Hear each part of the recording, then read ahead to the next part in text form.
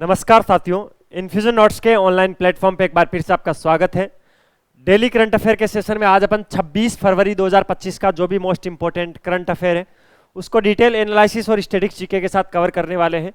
देखिए, प्रतिदिन अपनी क्लास होती है करंट अफेयर की, जिसके अंदर अपन डेली के डेली करंट अफेयर को 360 डिग्री व्यू के साथ कवर करते हैं। 360 डिग्री व्यू का मतलब क्या हुआ? प्रत्येक चीज को बारीकी से देखते हैं। ऐसा कोई क्वेश्चन नहीं है जो अपनी इस क्लास से बाहर चला जाए। आप चाहे कोई सा भी एग्जाम दे देना, चाहे यूपीएससी सीएससी का भी एग्जाम दे देना, क्योंकि अपन जीरो से लेकर यानी बेसिक से लेकर एडवांस लेवल तक की कंप्लीट करंट अफेयर को इस सेशन में कवर करते हैं। डेली के डेली जुड़ जाया करो। बाकी इस क्लास की पीडीएफ बहुत इंपॉर्टेंट है, क्योंकि पीडीएफ के अंदर सारी चीजें सिस्टमेटिक तरीके से लिखी हुई आपको मिल जाएगी, जो कि आपको एग्जाम टाइम में बहुत हेल्प करेगी रिवीजन करने में। तो पीडीएफ ले लेना, फ्री है, दिक्कत ही क्या है। क्लास यूट्यूब में फ्री है, पीडीएफ बिल्कुल फ्री है, तो क्या चाहिए, सब फ्री है। कैसे मिलेगी क्लास के अंत में बात करेंगे। पीडीएफ बिल्कुल आपको लेनी कैसे है, वो कैसे मिलेगी। चलिए आज की क्लास को शुरू कर लेते हैं। पहला क्वेश्चन क्या है? एडवांटेज असम 2.0 शिखर सम्मेलन का उद्घाटन किसने किया? कल भाई एडवांटेज असम 2.0 शिखर सम्मेलन का उद्घाटन हुआ था। इस क्वेश्चन में यह पूछा है इसका उद्घाटन किसने किया था, तो भारत के यशस्वी प्रधानमंत्री श्री नरेंद्र दामोदर दास मोदी जी ने किया था। ऑप्शन नंबर 1 इस क्वेश्चन के परिप्रेक्ष्य में राइट ऑप्शन है। ठीक है, 2 दिन ये चलने वाला है। कब? 25 और 26 फरवरी। इसका मतलब क्या हुआ कि आज इसका समापन भी है, और प्रधानमंत्री नरेंद्र मोदी जी ने 25 और 26 फरवरी को गुवाहाटी के अंदर ये हुआ था। ये एग्जाम में पूछा जा सकता है आपसे, ये ध्यान रखना। गुवाहाटी असम में पड़ता है, वहां पर आयोजित हुआ था एडवांटेज असम 2.0 निवेश एवं अवसंरचना शिखर सम्मेलन 2025। कैसा है? राजस्थान के अंदर भी आपको पता होना चाहिए, rising Rajasthan investment summit meet हुई थी 9 से 11 दिसंबर 2024 के अंदर, जिसका उद्घाटन भी मोदी जी ने किया था। वो आपने सारा पढ़ा होगा। क्या क्या हुआ? 36,000 करोड़ के समझौते हुए थे। कितनी कंट्रीज आई थी? 37 कंट्री थी। ठीक है, 17 पार्टनर्स कंपनी थी, 15 सहयोगी कंपनियां थी। तो उस प्रकार सेम उसी प्रकार का असम के अंदर ये हुआ है एडवांटेज असम 2.0 निवेश और अवसंरचना शिखर सम्मेलन 2025, जिसका उद्घाटन भी मोदी जी ने किया है। इस कार्यक्रम के अंदर 7 मंत्री स्तरीय सत्र हुए थे। कितने? आपसे अलग अलग सत्र अगर पूछ ले, 7 मंत्री स्तरीय सत्र का मतलब क्या हुआ? 7 सत्र ऐसे हुए थे जिसके अंदर मंत्रियों ने भाग लिया था। 14 विषयगत सत्र हुए थे। 14 सत्र ऐसे हुए थे जिसके अंदर किसी एक विशेष विषय पर चर्चा की गई। इसके अलावा 240 से अधिक प्रदर्शकों ने इसमें भाग लिया था, यानी 240 से अधिक अलग अलग प्रदर्शनियां इसके अंदर हुई थी। ठीक है, असम का औद्योगिक विकास हो गया, वैश्विक व्यापार साझेदारी हो गई। इसके साथ एमएसएमई क्षेत्र के अंदर विशेष कार्य असम कैसे कर सकता है, उन सब पर चर्चा हुई थी, और इनकी व्यापक प्रदर्शनियां यहाँ पर प्रदर्शित की गई थी। एडवांटेज असम 2.0 शिखर सम्मेलन इसका नाम था, जिसका उद्घाटन मोदी जी ने किया था। 25 और 26 फरवरी को चला था। असम में अगर आपसे प्रॉपर जगह पूछ ले तो आप बता दोगे गुवाहाटी के अंदर, असम के अंदर यह कार्यक्रम हुआ था, जिसका उद्घाटन कल मोदी जी ने किया था। अगले क्वेश्चन पे चलते हैं। नेक्स्ट क्वेश्चन क्या है? समीर कनोडिया को किस पुरस्कार से सम्मानित किया गया? कल भाई समीर कनोडिया जी को एक पुरस्कार दिया गया। कौन सा? सीईओ ऑफ द ईयर का पुरस्कार दिया गया। ऑप्शन नंबर 2 इस क्वेश्चन के परिप्रेक्ष्य में राइट ऑप्शन है। आपसे यह भी पूछा जा सकता है कि जो सीईओ ऑफ द ईयर का अवार्ड है वो इस साल किसको दिया गया, तो समीर कनोडिया। आप ये नाम याद रखना और इस पुरस्कार का नाम याद रखना, दोनों ही इंपॉर्टेंट है। क्वेश्चन को रिवर्स भी पूछा जा सकता है, उसके लिए आप तैयार रहना। ठीक है, ल्यूमिना डेटामेटिक्स के एमडी और सीईओ है वर्तमान में समीर कनोडिया। किसके? Lumina Datamatics. किसके? डेटामेटिक्स बोल रहा हूं मैं आपको, डेटामेटिक्स।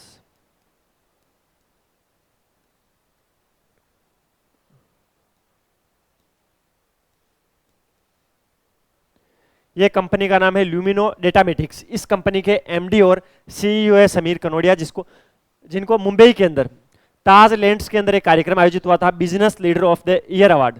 उसके 23वें संस्करण के अंदर CEO of the year award से सम्मानित किया गया। इवेंट हुआ कहां पर था? मुंबई के ताज लैंड्स के अंदर ये इवेंट हुआ था। इवेंट का नाम क्या था? Business leader of the year awards.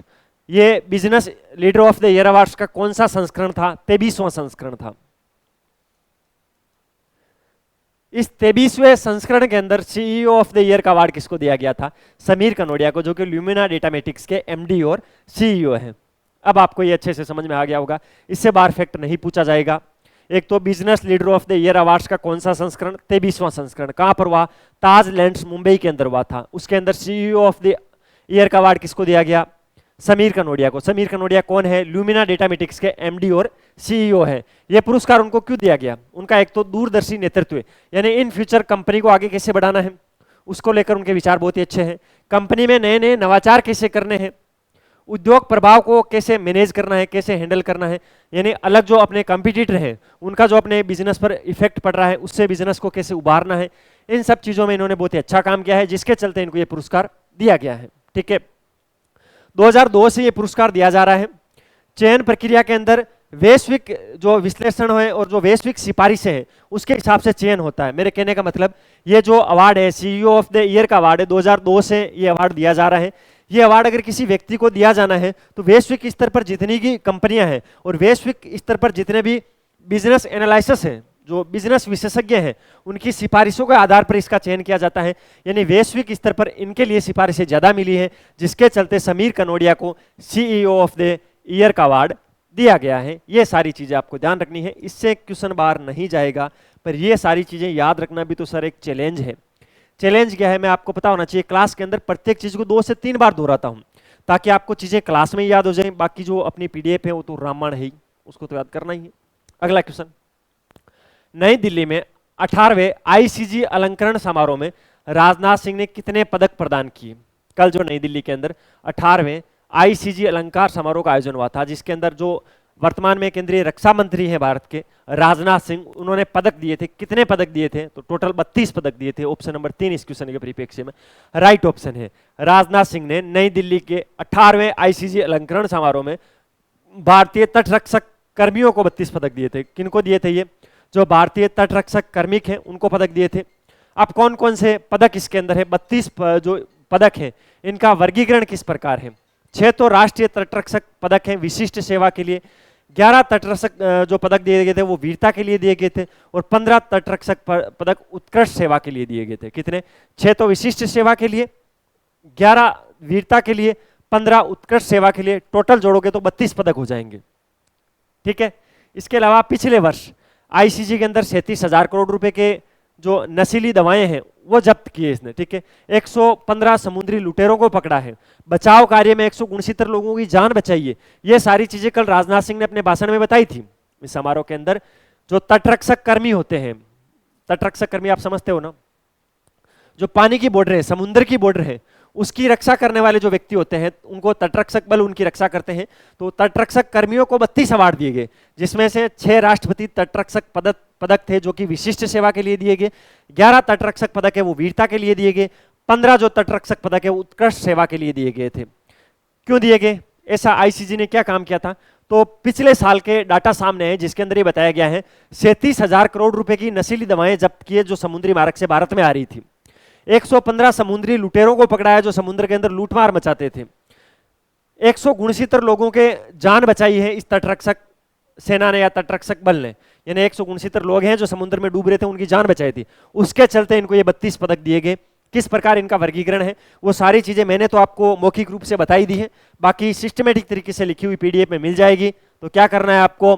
PDF लेनी ही लेनी है। सर 3 क्वेश्चन में बता दिया पीडीएफ लेनी है, पीडीएफ लेनी है, मिलेगी कैसे वो भी तो बताओ। चलो बता ही देता हूं। ये जो नंबर है ना 9887809083, ये मेरी टीम के नंबर है। आपको इस पे व्हाट्सएप मैसेज या कॉल करना है, बोलना है कि सर आपकी जो डेली करंट अफेयर की क्लास होती है उसके में पीडीएफ चाहिए। डेली की डेली पीडीएफ बिल्कुल फ्री ऑफ कॉस्ट मिलेगी। एक बार मैसेज करना है, उसके बाद वो अपने आप मैनेज करेंगे। उसको चाहे ब्रॉडकास्ट चैनल में खुद ज्वाइन करवाएं या आपको लिंक भेजें, आप उस चैनल को ज्वाइन कर लेना। वहां पर आपके नंबर किसी को शो नहीं होंगे, आप भी किसी के नंबर नहीं देख सकते, यानी प्राइवेसी का कोई इश्यू नहीं है। क्लास के जस्ट बाद में करंट अफेयर की पीडीएफ मिल जाएगी। अगले क्वेश्चन पे चलते हैं। 185 देशों के अध्ययन के अनुसार 2022 में स्तन कैंसर, जिसको ब्रेस्ट कैंसर भी बोलते हैं, उसकी घटनाओं में सबसे अधिक कहां पाई गई थी? यानी कल एक डाटा आया जिसके अंदर यह सर्वेक्षण किया गया था। 185 देशों की जो महिलाएं हैं उनमें ब्रेस्ट कैंसर की निगरानी की गई थी, जांच की गई थी और उनके आंकड़े इकट्ठे किए गए थे, जिसके अंदर जो ऑस्ट्रेलिया और न्यूजीलैंड है वहां पर सबसे अधिक ब्रेस्ट कैंसर पाया गया। ठीक है, ब्रेस्ट कैंसर एक बहुत ही गंभीर घातक बीमारी है जिसकी अक्सर लोग बात करने से बचते हैं, ऐसा नहीं होना चाहिए। आजकल न्यूज़पेपर वगैरह हम पढ़ते हैं, आप भी पढ़ते होंगे। मेरा तो काम ही न्यूज़पेपर पढ़ना है क्योंकि करंट अफेयर आपको डेली जो पढ़ाना है, तो मैं तो न्यूज़पेपर डेली पढ़ता हूँ, आप भी पढ़ते होंगे। नहीं भी पढ़ते होंगे तो इंस्टाग्राम तो चलाते ही होंगे, इंस्टाग्राम पे रील एनी टाइम आती रहती है। फेसबुक चलाते होंगे, लोगों के व्हाट्सएप स्टेटस देखते होंगे, यूट्यूब चलाते होंगे, कुछ तो आप करते ही होंगे। आपने एक चीज़ देखी होगी, प्रतिदिन ऐसी घटनाएं होती है, रेप जैसी घटनाएं होती है, रेप हो जाता है, मर्डर हो जाता है, रेप करने के बाद जला देते हैं, एसिड उड़ेल देते हैं। तो समाज में ऐसी घटनाओं को न्यूज़ के अंदर खूब दिखाया जाता है, ये हो गया वो, तभी आपके पास पहुंचती है, मेरे पास पहुंचती है।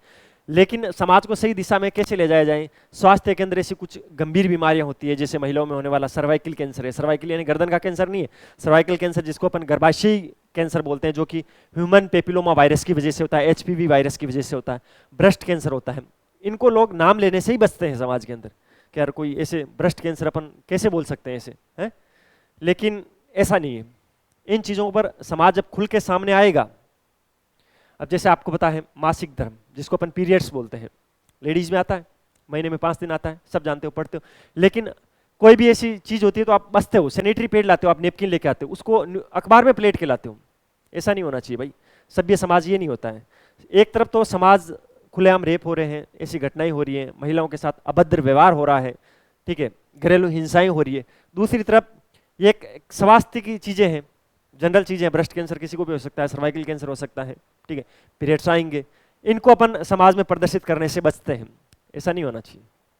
इन पर जब समाज खुल के बात करेगा, लोगों में अवेयरनेस बढ़ेगी, जागरूकता बढ़ेगी, लोग इन चीज़ों से बचेंगे। भाई ब्रेस्ट कैंसर कैसे होता है, इससे बचना कैसे है, इसके उपाय कैसे हैं, इसको कैसे कम किया जा सकता है, इसकी जल्द से जल्द जांच करवानी है। तो इन चीज़ों पर थोड़ा गौर करना चाहिए। इस रिपोर्ट के अंदर ऑस्ट्रेलिया और न्यूजीलैंड के अंदर ब्रेस्ट कैंसर के मामले अधिक, घटनाएं अधिक आई थी। 185 देशों का विश्लेषण किया गया और इस अध्ययन में पाया गया ऑस्ट्रेलिया और न्यूजीलैंड में स्तन कैंसर, जो ब्रेस्ट कैंसर होता है, उसकी घटनाएं सबसे अधिक हुई है। जहां 2022 के आंकड़े भी सामने आए, जिसके अंदर प्रति 1 लाख लोगों में 100.3 लोगों को, इसको ASIR लिखा हुआ था वहां पर, ASIR, ये मतलब मोटा मोटी औसत ही समझ लो आप, यानी 1 लाख महिलाओं में से लगभग, अपन इसको 100.3 है तो 101 मान लेते हैं या 100 मान लेते हैं, 100 से 101 महिलाएं ऐसी हैं उनको ब्रेस्ट कैंसर है। ये बहुत बड़ा आंकड़ा है भाई, कैंसर जैसी बीमारी के लिए बहुत बड़ा आंकड़ा है। 100 से 101 महिलाओं को ब्रेस्ट कैंसर है। क्यों हो रहा है? एक तो जैसे जैसे महिलाओं की एज बढ़ती है, ब्रेस्ट कैंसर होने का खतरा ज्यादा होता है। इन देशों में ज्यादा क्यों हो रहा है? क्योंकि इन देशों के अंदर महिलाएं शराब कंज्यूम अधिक करती हैं। शराब के सेवन से भी ब्रेस्ट कैंसर होता है। एक रिपोर्ट के अंदर स्पष्ट ये चीज लिखी हुई थी कि जब अधिक शराब का सेवन होता है तो ब्रेस्ट कैंसर का खतरा महिला में ज्यादा बढ़ जाता है। भारत जैसे देश के अंदर आज भी महिलाएं शराब का सेवन कम करती है, लेकिन आजकल पाश्चात्य सभ्यता आने लग गई, नई वाली जो पीढ़ी है वो करती है, नई वाली पीढ़ी में जो लड़कियां हैं वो करती है शराब का सेवन। तो अब भारत में भी खतरा है, लेकिन उन देशों के अंदर थोड़े शराब का सेवन ज्यादा करती है महिलाएं, इसकी वजह से है। मोटापा सबसे बड़ी समस्या इसके अंदर बताई जाती है। मोटापा होगा ही, बैठे बैठे खा रहे हो, आजकल कहीं किसी को काम तो करना नहीं, वर्क फ्रॉम होम है, पूरे दिन बैठ जाएंगे, पॉपकॉर्न खाएंगे और वर्क फ्रॉम होम करेंगे, तो मोटा तो होना ही है। कम शारीरिक गतिविधियां, पहले क्या है कि लोग खेतों में काम करते थे, थोड़ा फिटनेस का ध्यान तो नहीं रखते थे, लेकिन मजबूरी थी। अब खेत में काम करना तो ऑटोमेटिक शारीरिक गतिविधियां होगी, तो ये खतरा कम था, लेकिन आजकल शारीरिक गतिविधियां भी कम होती जा रही हैं। और जो खराब जीवन शैली है, खराब जीवन शैली का मतलब क्या है? रात को 3 बजे तक सोना ही नहीं है, आराम से रील देखनी है, सुबह 2 बजे उठना है वापस। तो ये शराब हो गया, मोटापा हो गया, कम शारीरिक गतिविधियां हो गई, खराब जीवन शैली हो गई, इन सब के चलते ये उच्च घटनाएं हो रही है, यानी ये उच्च दर दिख रही है इसकी ब्रेस्ट कैंसर की ऑस्ट्रेलिया और न्यूजीलैंड के अंदर। ठीक है, 2050 तक एक ये भी अनुमान लगाया गया था उस रिपोर्ट में कि 2050 तक ब्रेस्ट कैंसर से स्तन कैंसर के मामलों में मौतों में 38% से लेकर 68% तक की वृद्धि का अनुमान है। ठीक है, समझ आना, मैं ये बोल रहा हूं कि 2050 तक अभी जो मौतें हो रही है ब्रेस्ट कैंसर से, उनमें 38% से लेकर 68% तक वृद्धि का अनुमान भी लगाया गया है। तो ये चीजें आपको विशेष ध्यान रखनी है, इसके बारे में आपको जागरूक भी होना है, और इस चीज को अगर करंट में क्वेश्चन पूछ ले तो उसका राइट आंसर भी देके आना है। अब चलते हैं नेक्स्ट क्वेश्चन पे। अगला क्वेश्चन क्या है? हाल ही में किस राज्य में ग्लोबल इन्वेस्टमेंट समिट में 26.6 ट्रिलियन रुपए का निवेश प्राप्त हुआ? सेम उसी प्रकार की ये इन्वेस्टमेंट समिट है जिस प्रकार की राजस्थान में राइजिंग राजस्थान इन्वेस्टमेंट समिट हुई थी 9 से 11 दिसंबर को, सेम उसी प्रकार की है। ये कहां पर हुई है आपसे ऐसा पूछा गया है? एमपी के अंदर हुई है, मध्य प्रदेश के अंदर हुई है, ऑप्शन नंबर 2 राइट ऑप्शन है। हाल ही में मध्य प्रदेश के अंदर ग्लोबल इन्वेस्टमेंट समिट हुई थी जिसके अंदर 26.6 ट्रिलियन रुपए का निवेश प्राप्त हुआ था, जिसको शॉर्ट में एमपीजीआईएस बोला जाता है। क्या? एमपीजीआईएस 2025, उसके अंदर 26.61 ट्रिलियन रुपए के निवेश की प्रतिबद्धता को आकर्षित किया गया है या समझौते हुए हैं, जिसमें से 1.73 ट्रिलियन रोजगार के अवसर पैदा हुए हैं। यानी 26.6 ट्रिलियन का तो क्या है, रुपए में इन्वेस्टमेंट हुआ है, और 1.73 ट्रिलियन क्या है, रोजगार बढ़ेंगे। इससे क्या होंगे? 1.73 ट्रिलियन रोजगार बढ़ेंगे। ये चीज आपको ध्यान रखनी है। क्षेत्रीय उद्योग सम्मेलनों के साथ मिलकर 31 ट्रिलियन तक पहुंचने की संभावना है इसकी। उद्योग और नवीनीकरण ऊर्जा के क्षेत्र के अंदर 54% प्रस्ताव हुए थे। ठीक है, इसमें से 600 के लगभग B2B और 5000 के लगभग B2C बैठकें आयोजित हुई थी। ये आपसे एग्जाम में पूछा जा सकता है क्योंकि इस आंकड़े को थोड़ा हाईलाइट करके लिखा हुआ था। 600 B2B, 600 है, ये दिख रहा है, 600 B2B और 5000 B2C। 600 और 5000 तो आप समझते हो गणित के आंकड़े। इस सर B2B और B2C क्या है? B2B का मतलब होता है बिजनेस टू बिजनेस, यानी कोई बड़ी बिजनेस की कंपनी है, कोई बड़ी कंपनी है बिजनेस में, वो अपनी सहयोगी कोई दूसरी बड़ी बिजनेस की कंपनी, उन दोनों के बीच जब बातचीत होती है तो उसको B2B बोलते हैं, बिजनेस टू बिजनेस इसको बात बोलते हैं। वैसी 600 बैठकें हुई थी B2B, business to business. Business to customer क्या होता है या बिजनेस टू कंज्यूमर क्या होता है? जिसके अंदर कोई बड़ी कंपनी सीधे ग्राहक से मीटिंग करती है तो उसको B2C बोलते हैं। क्या बोलते हैं? B2C बोलते हैं। जैसे आप एक शर्ट लेने मार्केट में गए, आप किसी एक दुकान पे गए, बोले मुझे एलन सोली, लिवाइज, यूएस पोलो या किसी भी केल्विन क्लीन किसी भी कंपनी का आपको शर्ट चाहिए, तो आप उस दुकानदार से बोलोगे कि मल्टीपल ब्रांड स्टोर में आप गए, बोलोगे कि सर मुझे ये शर्ट चाहिए एलन सोली का, तो आप उस टाइम जो बात कर रहे हो क्या है? B2C है, बिजनेस टू कंज्यूमर। आप कंज्यूमर हो, आप बिजनेस से बात कर रहे हो B2B। अब जैसे मान लो उस कंडीशन में आपको एक शर्ट दिखाया, वो पसंद आ गया, उसकी साइज नहीं मिल रही है, पास में एक और कोई शोरूम है, ठीक है, वो दुकानदार बोलेगा सर आप 1 मिनट बैठिए, मैं वहां से आपके लिए शर्ट लेके आ रहा हूँ, हमारे स्टोर रूम में, वो तो ऐसे बोलेगा, या हमारे गोदाम में पड़ा है, इस साइज का मिल जाएगा, आपको ये लेना है, मैं लेके आ जाता हूँ। फिर वो दुकानदार क्या करेगा? पास वाली दुकान में जाएगा, बोलेगा इस मॉडल का ये आपके पास शर्ट है तो मुझे लेना है। तो ये कैसी बात हुई? ये B2B बात हुई, ये बिजनेस टू बिजनेस बात हुई, ठीक है। तो समझना है B2B और B2C क्या है। मुझे लगता है इस एग्जाम्पल से आप अच्छे से समझ जाओगे। तो ये चीज मध्य प्रदेश के बारे में जो मैंने बताया है, इस आंकड़े को आप विशेष ध्यान के साथ पढ़ोगे क्योंकि ये एग्जाम के अंदर पूछा जा सकता है। अब चलते हैं नेक्स्ट क्वेश्चन पे। आज का अपना अगला क्वेश्चन क्या है? हाल ही में एशिया की पहली वैश्विक हाइपरलूप प्रतियोगिता का समापन कहाँ हुआ? अभी एशिया की पहली वैश्विक हाइपरलूप प्रतियोगिता का समापन हुआ था। आपसे ये पूछा है कहां पर हुआ है, तो ये कल चेन्नई में हुआ था। ऑप्शन नंबर 3 इस क्वेश्चन के परिप्रेक्ष्य में राइट ऑप्शन है। समापन समारोह में मुख्य अतिथि कौन थे या समापन इसका किसने किया था? तो वर्तमान में केंद्रीय रेल मंत्री हैं अश्विनी वैष्णव, उन्होंने किया था। चेन्नई में IIT मद्रास के द्वारा आयोजित एशिया की पहली वैश्विक हाइपरलूप प्रतियोगिता का समापन। उन्होंने बोला था कि मोदी सरकार की नवाचार और शैक्षणिक संस्थाओं के साथ सहयोग के प्रति प्रतिबद्धता पर जोर दे रहे हैं हम। भारतीय रेलवे और IIT मद्रास रेलवे फंडिंग के साथ मिलकर वर्टिकल टेक ऑफ और लैंडिंग व्हीकल तकनीक पर भी काम कर रही है। ये चीज आपको ध्यान रखनी है, करंट में पूछी जा सकती है। मैं क्या बोल रहा हूं? भारतीय रेलवे और IIT मद्रास ये दोनों मिलकर रेलवे फंडिंग के साथ वर्टिकल टेक ऑफ और लैंडिंग व्हीकल तकनीक पर अभी काम कर रही है और इसका समापन किया था केंद्रीय रेल मंत्री अश्विनी वैष्णव जी ने। चेन्नई के अंदर इसका समापन हुआ था और ये एशिया की पहली वैश्विक हाइपरलूप प्रतियोगिता थी जिसका समापन कल हो गया है। अब चलते हैं नेक्स्ट क्वेश्चन पे। आज का अपना अगला क्वेश्चन क्या है?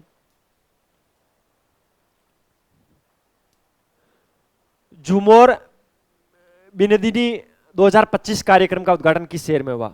झूमर बिनदिनी 2025, इसका उद्घाटन हुआ था भाई कल। कहां पर हुआ था? गुवाहाटी के अंदर हुआ था। ऑप्शन नंबर 2 इस क्वेश्चन के परिप्रेक्ष्य में राइट ऑप्शन है।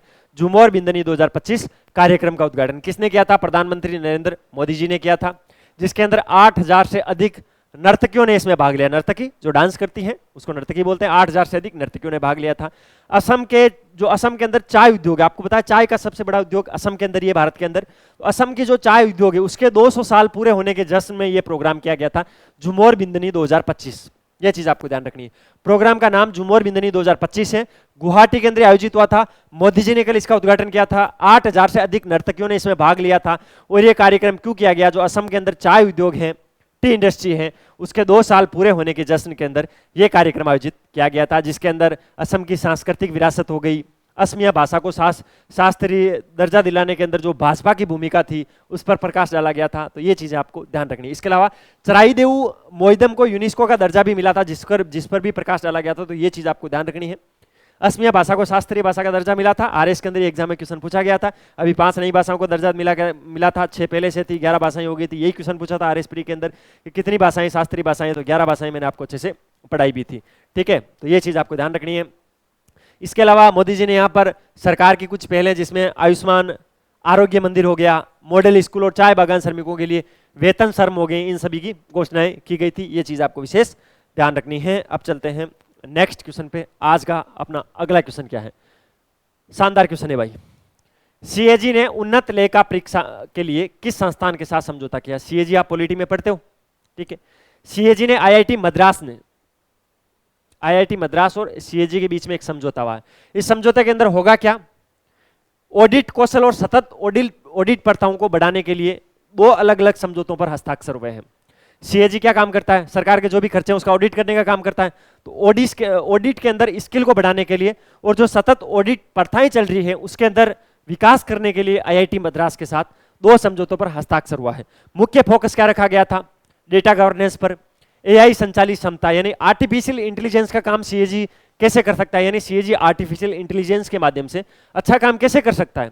पर्यावरण ऑडिट हो गया, ईएसी संरचनाएं हो गई, इन सब पर इन दोनों के मध्य समझौता हुआ है। ठीक है, आईआईटी मद्रास के वर्तमान में निदेशक है वी कामकोटी, उन्होंने सीएजी कार्यालय में डॉक्टर भीमराव अंबेडकर व्याख्यान श्रृंखला के दौरान डिजिटल सहयोग पर जोर देते हुए ये समझौते किए थे। ये चीज आपको विशेष ध्यान रखनी है। आईआईटी मद्रास अगर क्वेश्चन आएगा तो इसी फॉर्मेट में आने की संभावना 101% रहेगी, तो आप इस फॉर्मेट को अच्छे से कवर कर लेना। ये था भाई 26 फरवरी 2025 का करंट अफेयर, जिसको मैंने डिटेल एनालिसिस और स्टैटिक्स जीके के साथ आपको कवर करवाने की कोशिश की। अगर आपको वीडियो की क्वालिटी, कंटेंट की क्वालिटी और हमारी मेहनत अच्छी लगती है तो लाल वाला बटन दबाकर चैनल को सब्सक्राइब जरूर करना, बेल वाला आइकन प्रेस करना, उससे नई वीडियो की नोटिफिकेशन आपको सबसे पहले मिलेगी। ये है हमारे व्हाट्सएप नंबर 9887809083। क्या करना है, इस पे कॉल या मैसेज करना है, सर आपकी जो डेली करंट अफेयर की क्लास होती है उसके में पीडीएफ चाहिए, पीडीएफ बिल्कुल फ्री ऑफ कॉस्ट मिलेगी। आप एक बार कॉल या मैसेज कर देना, पीडीएफ मिल जाएगी। ये हमारी वेबसाइट है www.infusionnotes.com। यहाँ पर आपको क्या मिलेगा, किसी भी वैकेंसी की तैयारी कर रहे हो आप, चाहे किसी भी गवर्नमेंट एग्जाम की तैयारी कर रहे हो, प्रत्येक एग्जाम के लिए हैंड रिटन नोट्स मिलेंगे, बुकलेट फॉर्मेट में आपको घर पे ये डिलीवर करवा देंगे, तो आप यहाँ से ऑर्डर कर सकते हो। ये हमारा इंस्टाग्राम हैंडल है infusion/notes के नाम से। यहाँ पर आपको जितने भी एजुकेशनल न्यूज है वो सारी educational news time to time मिलती रहेगी। ठीक है, मिलते हैं कल फिर नए सेशन के साथ, तब तक अपनी तैयारी जारी रखो, अपने स्वास्थ्य का ध्यान रखो। टेक केयर, जय हिंद।